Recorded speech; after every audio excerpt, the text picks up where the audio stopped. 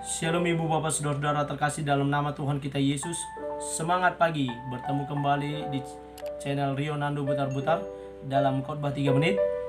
Yang biasanya 3 menit saya naikkan menjadi khotbah 5 menit aja atau kolima. Untuk renungan harian, renungan pada hari ini saya ambil dari kitab Roma 8 ayat 28. Demikian kesaksian firman Tuhan. Kita tahu sekarang bahwa Allah turut bekerja dalam segala sesuatu untuk mendatangkan kebaikan bagi mereka yang mengasihi Dia, yaitu bagi mereka yang terpanggil sesuai dengan rencana Allah. Berpikir positif.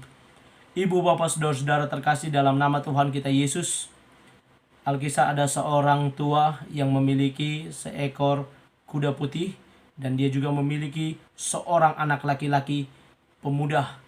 Dan mereka tinggal di sebuah gubuk, dan orang tua ini memiliki kuda yang sudah sering ditawar oleh orang kaya dan juga para pejabat kerajaan untuk dibeli.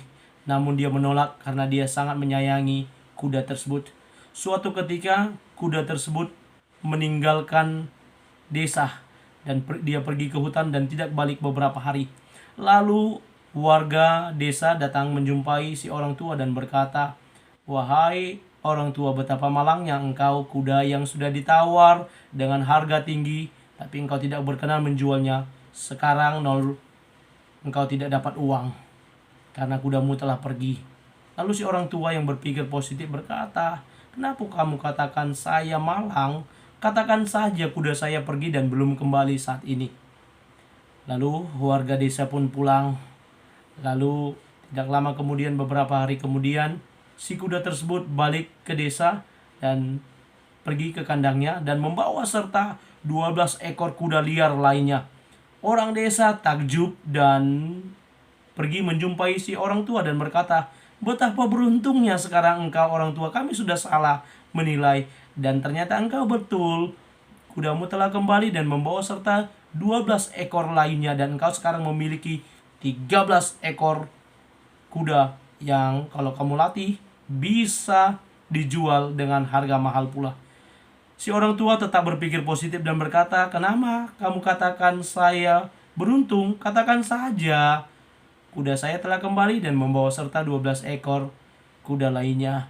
Warga desa pun pergi, dan kuda liar tersebut akan dilatih oleh si orang tua dan anaknya. Dan ketika mereka melatih kuda liar itu, secara tidak sengaja anaknya terjatuh dan kakinya harus patah karena ketimpa kuda yang jatuh yang menimpa anaknya tersebut. Dan akhirnya warga desa datang lagi menjenguk anak tersebut yang kakinya sudah patah dan tidak bisa berjalan, lalu berkata, "Orang tua, betapa malangnya engkau, kuda liar itu telah membuat anakmu patah kaki dan tidak bisa berjalan sekarang." Lalu si orang tua tetap berkata, "Kenapa kamu katakan saya malang karena anak saya sekarang kakinya patah? Katakan saja dia jatuh dan kakinya patah." Lalu tidak lama ada titah raja berkata, "Untuk semua orang muda, semua yang masih mampu memegang pedang untuk pergi berperang melawan musuh kerajaan, dan berpotensi mereka akan kalah perang karena musuhnya adalah lebih kuat dari kerajaan mereka." Dan warga desa kembali datang, "Kau benar orang tua, anakmu yang sedang sakit tidak ikut berperang, anak kami pergi berperang, suami kami pergi berperang dan berpotensi tidak akan kembali lagi." Si orang tua tetap berkata, "Tetaplah berpikir positif." Ibu bapak saudara-saudara terkasih dalam nama Tuhan kita Yesus, berpikir positif seperti orang tua ini, tetap melihat segala sesuatu dari jalur yang benar dan tepat.